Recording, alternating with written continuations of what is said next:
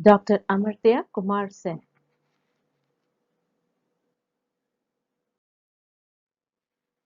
He's a Nobel Prize winner for economics, born on November 3rd, 1933, at Shantiniketan, Bengal.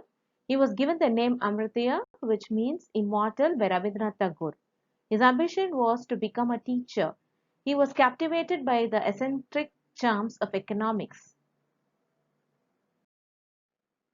During his teenage, he had experienced a shift from the United India to a Secretariat Society of Hindu, Muslim, or Sikh communities.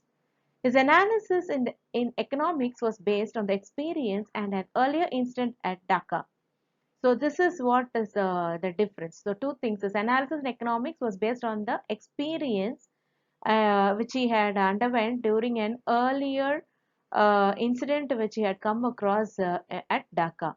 Once a man, Kadar Mia, had to die being attacked by some communal things in a Hindu dominated area when he went in search of work. So one man was killed, was attacked, okay, being attacked by some communal, we don't know what communal problem was going on in a Hindu dominated area when he went in search of work.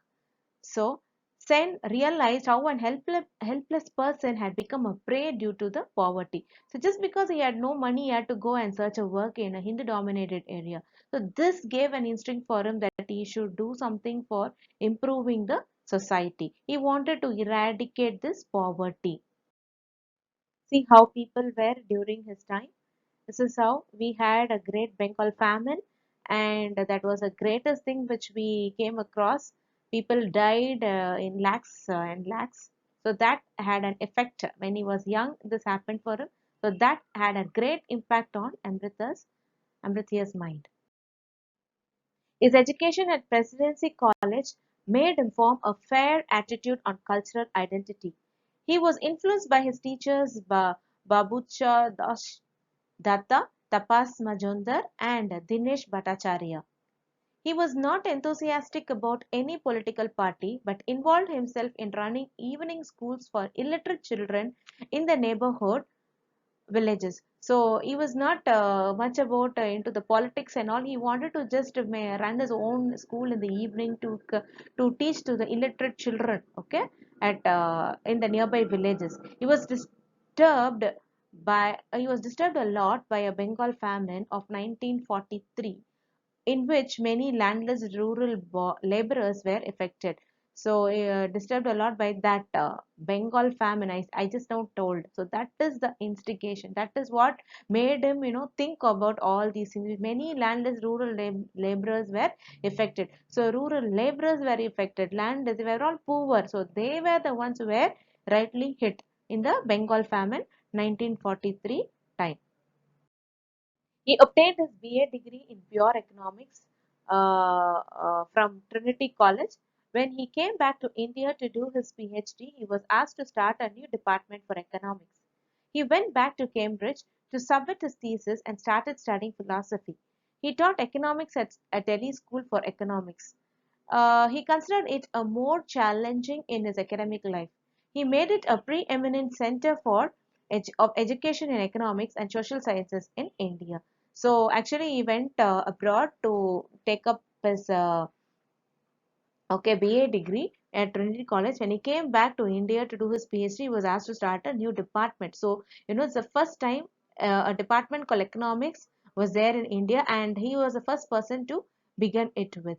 Okay, so he went again. Actually, he had an opportunity to go back and started studying philosophy there, and then he taught economics. And then when he came back after that, he taught economics at the Delhi School of Economics. So it was, he considered it as more challenging in his academic life because teaching economics, he felt it as a challenging job for him, and he thought it should be a preeminent center for education in economics and social sciences. So he worked rightly in and out for improving that center.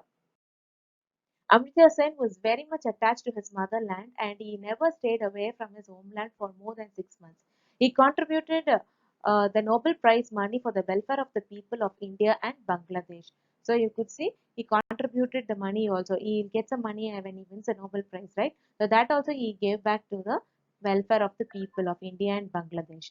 He combined tools from economics and philosophy and restored an ethical dimension for vital economic problems. So the tools, he started creating the tools so that this economic problem comes to an end. How he can, the different dimensions you can think into so that the economic problems come to an innumerable are the awards and countless are his publications. He is known as the Mother Teresa of economics as he championed for the cause of poverty. So actually, for economics, he's been called as Mother Teresa.